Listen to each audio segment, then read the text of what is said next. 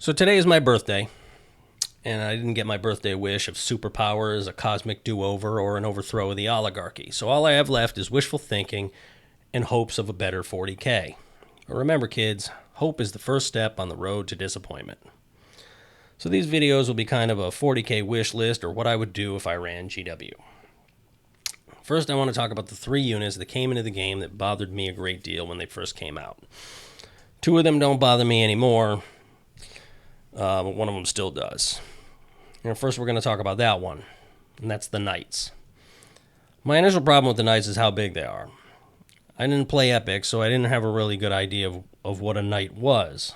When I read the Mechanicum Knowledge is Power Horus Heresy novel, I envisioned the Knights defending Lava Forge as being about the size of Crisis Suits or a Dread Knight. I guess that's just my Robotech bias coming out.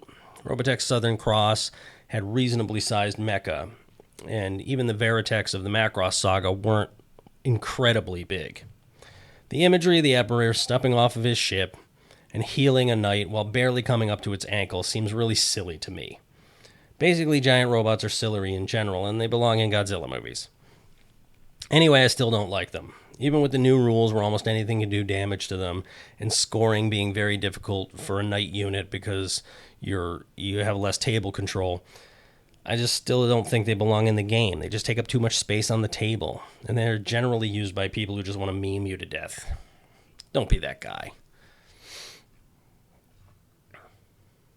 The second unit that bothered me, but doesn't really anymore, the Centurions.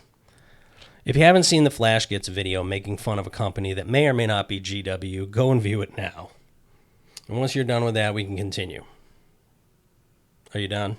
Good. Okay. I thought the Centurions were silly at first, but after I built a few, I decided that I liked them. I'm not sure why, I just do.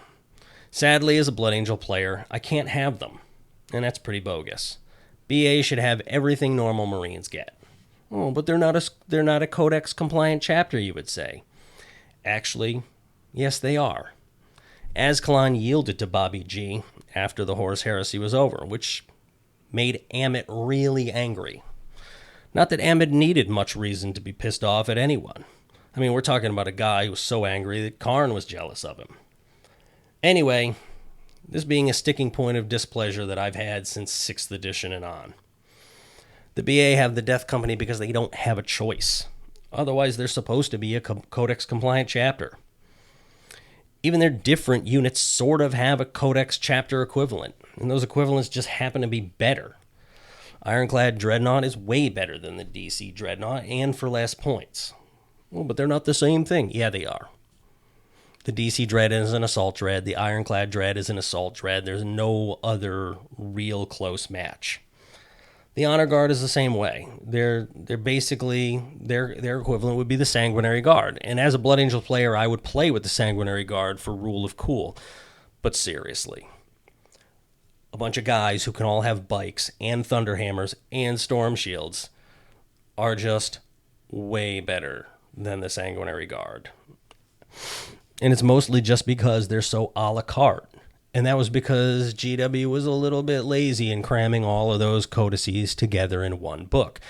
Really, only the White Scars should be allowed to have a bike honor guard. And so forth. So, same thing with the Venerable Dreadnought. The Venerable Dreadnought is the Furioso equivalent. The problem is the Furioso doesn't have the Venerable rule, and it never did. It was just a kung fu choppy dreadnought. Its only benefit is that it's cheap, but it's supposed to be like this ancient, valuable, venerated warrior. And it doesn't get any special rules. So go kick rocks. Use the DC Dread, it's better.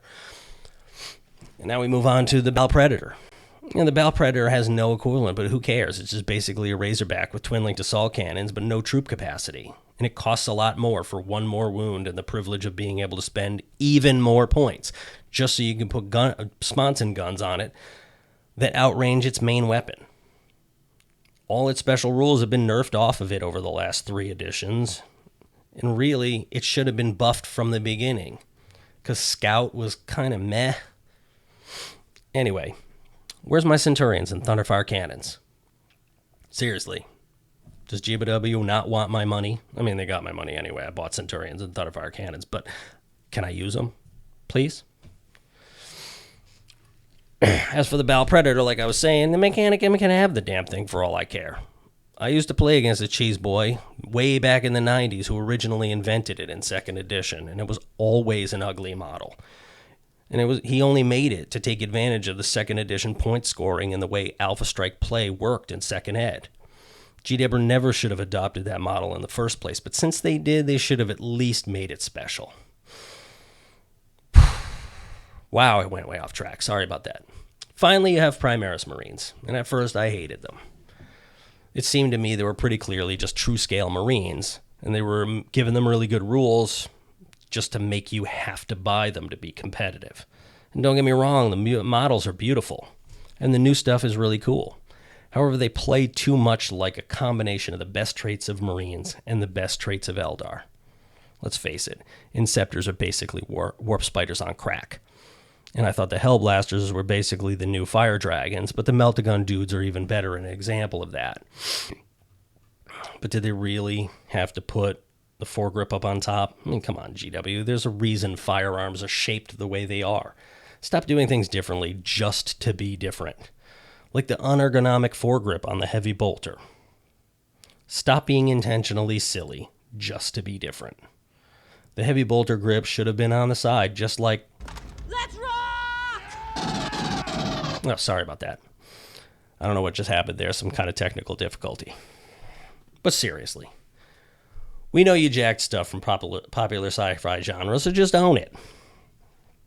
So at first I was insulted because the Primaris Marines seemed to be a cash grab on GW's part. Now I'm not as upset. But I still have an issue which GW could easily fix for me.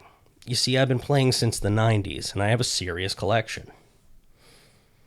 And that's not even close to all of it. That's just what's been unpacked and repaired since the move.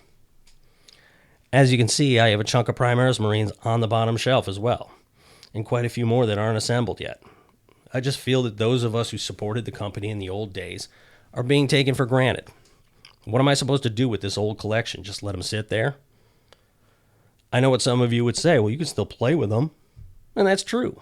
And the Zulus could still use their spears and shields, but when the English showed up with their Enfields and Maxim guns, we all know how that turned out. The Primaris are clearly superior, even with the points bump over regular Marines. My solution is this. Allow standard Marine squads to be Primarisified. 2 points per model, and they get the extra wound and the extra attack. That way they can still have competitive versions of Devastators and Tactical Marines running around. Yes, they would be smaller, but there is fluff precedent for that. The original Huskarls of the various Primarchs chose elevation, even though they were beyond the age of ascension. Many died, and the ones who didn't were stunted Marines, but they were still Marines. It would be nice to be able to use my old collection without getting stomped. No one enjoys the losing end of a stomp, and only poor sports like the winning side.